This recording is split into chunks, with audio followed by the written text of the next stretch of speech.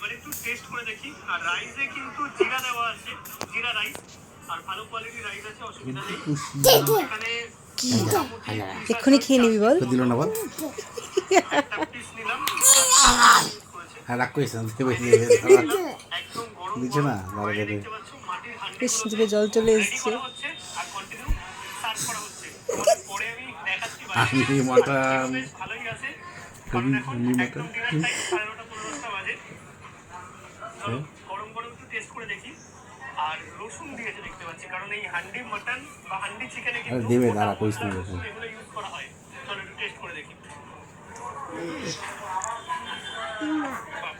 দেবে না।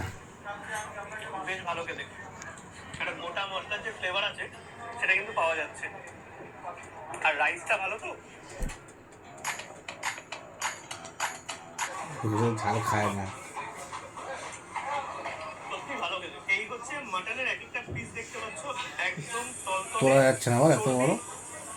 মানে রিয়ালি পিস। প্রচন্ড গরম আছে, কারণ এক্ষুনি জাস্ট দিল আর কি। আর এইরকম একটু চর্বি, দাঁড়া, দেবে দেবে, দাঁড়া, খেতে দেবে একটু। বাহ, দুর্দান্ত খেতে।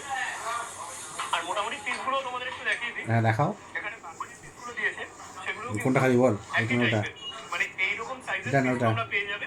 যদি 200 গ্রাম বল মটন কোনটা নাও, খাবি। মানে যেটা হাফ প্লেটের কম্বো আছে, রাইস প্লাস চিকেন, তার দাম হচ্ছে 250 টাকা। মোটামুটি 4 পিস মাটন আছে স্ট্যান্ডার্ড সাইজের। এছাড়াও কিন্তু রুটির সাথেও তোমরা নিতে পারো, 4টে রুটি